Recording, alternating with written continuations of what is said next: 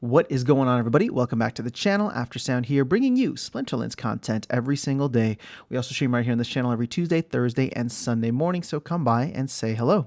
All right, I want to take a quick moment to address some of the comments that I've gotten about the negativity, and I also want to take a moment to appreciate all of the support that you guys gave on the last video in terms of the comments.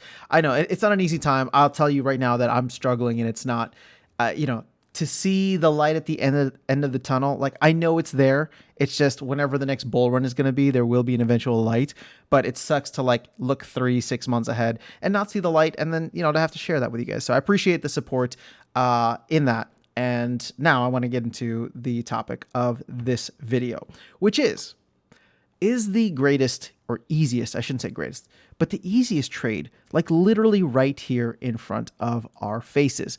Now, I need to preface this, obviously, this is not financial advice, and this is not what I'm doing, I am doing this to a certain extent. Now, I'm not selling my entire bag, and I'm not aping into this, but I am looking at the way that the setup for the flywheel is designed, and wondering if this is the easiest trade. So, as I've said before, DEC is supposed to go back up to PEG. The team is going to be working towards that with all kinds of DEC syncs in the future.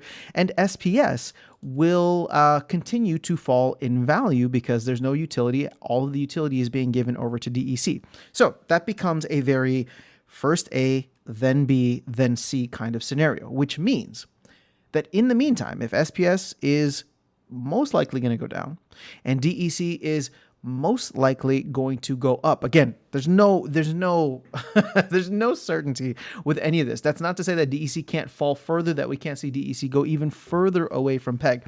But if the idea is, and what I'm trying to get at here, if the idea is that A leads to B, meaning that DEC getting to PEG then leads to DEC burning, then leads to SPS utility and SPS burning and SPS going up in price, there's one piece of logic that I gather from that, which makes common sense, but I want to run it by you guys because I'm curious to get your thoughts on it.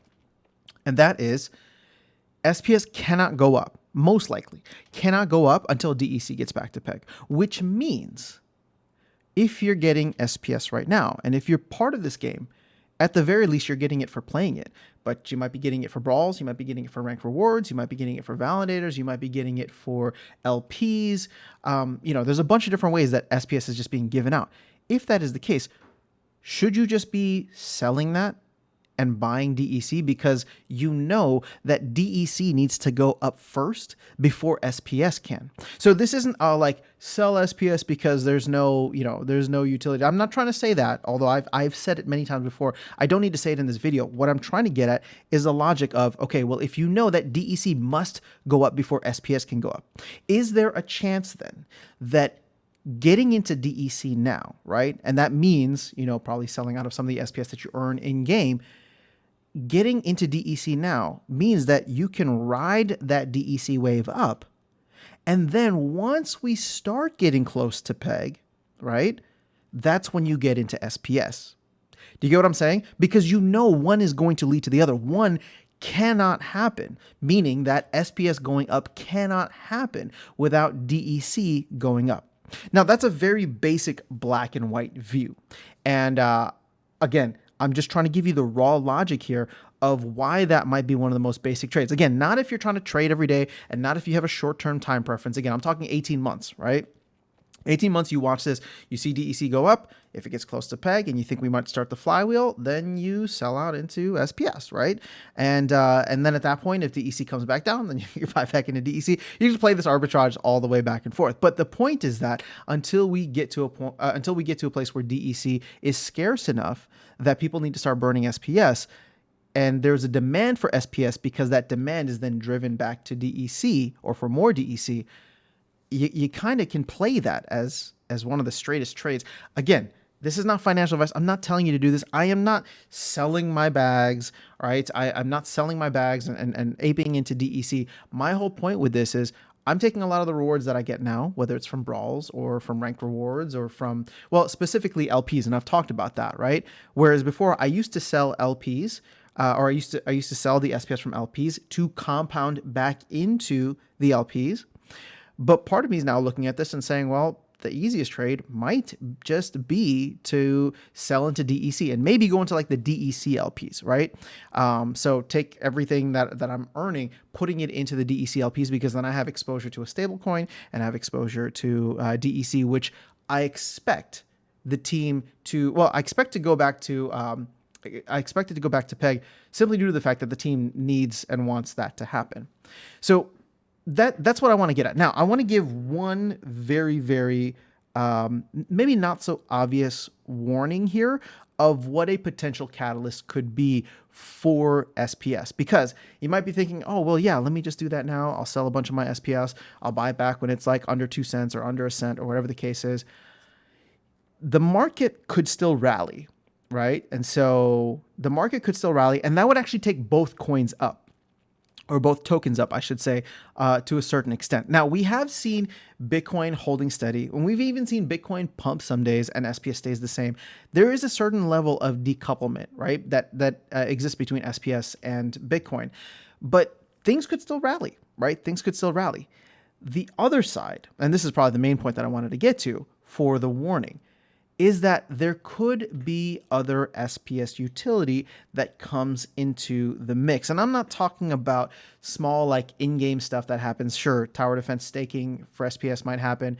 SPS staking rewards, or SPS for staking rewards could happen. But again, I think a lot of accounts already have a good amount of SPS stake. Plus, I don't see that happening right within the first, 4 to 6 months out of the year.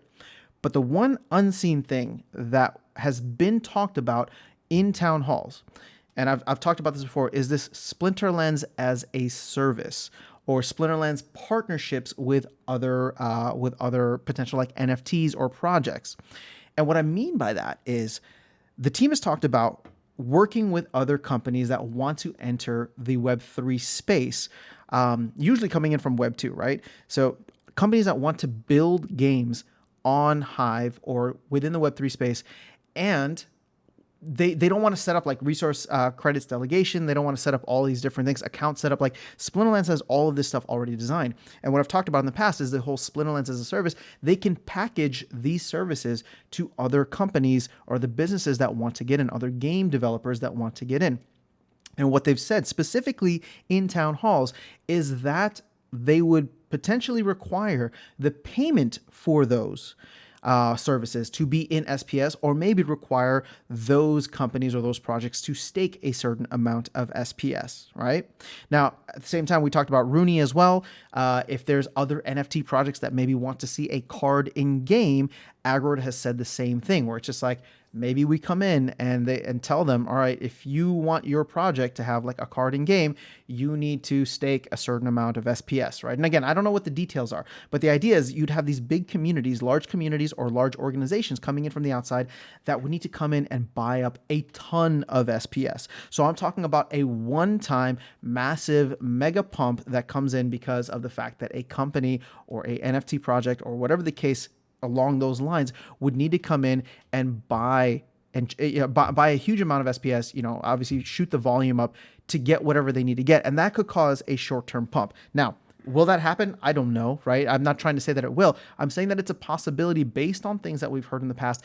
And the reason I bring it up is because it's one of the only unseen things, right? Unforeseen types of events where it's just like, all of a sudden there's a massive pump in SPS and we hear an announcement that they're partnering with some game studio, and that game studio wanted to come in and bought a bunch of SPS so that they could avail of the services that the Splinterlands company has. Or let's say there is a Bored Ape Yacht Club, obviously not that, high profile, but let's say there's another high profile or mid-sized profile NFT project that comes in and says, hey, the Rooney thing looks pretty cool. We want to design a card in game. We're going to buy 50 million SPS off of the market in order to make sure, or whatever the case is, right? In order to qualify to get our card in game. Again, I'm talking large numbers here. This is all hypothetical, all speculative, but that is the risk factor there outside of the flywheel. And of course, anything else that the team might announce. But I think we have a good idea of what to expect when it comes to Splinterlands game development and tower defense game development for where SPS usage lies. And we know a lot of that is already, if not going to the DEC token. So I wouldn't be surprised if we see things like the node licenses for DEC come back again, if we see Rift Watchers for DEC come back again. So that would really remove all of like the ongoing utility for SPS. So taking this back to where the video started, is this the easiest trade? I don't know. Does it make sense? Is the logic there, right? Like, would it make sense to just keep on stacking DEC until we get close to peg? Because at this point, you know, you're buying it at 690 splintoshis, and that's what, about a 30% gain, maybe a little bit less than that. No, maybe a little less than 30% gain to go back up to peg, at which point then everybody jumps ship and goes into SPS, which will only go up once we start burning significant amounts of DEC. So let me know your thoughts on that. Again, this is not this is what you should do. This is financial advice. This is if you understand the logic, or if I'm understanding, let me put it this way, if I'm understanding the logic of the flywheel and where the market is right now and where the pressures are, both upward and downward on each of these tokens, does that make sense? Or am I going crazy? Let me know your thoughts in the comments below. I'll catch you all in the next video and see you around the game. Take care.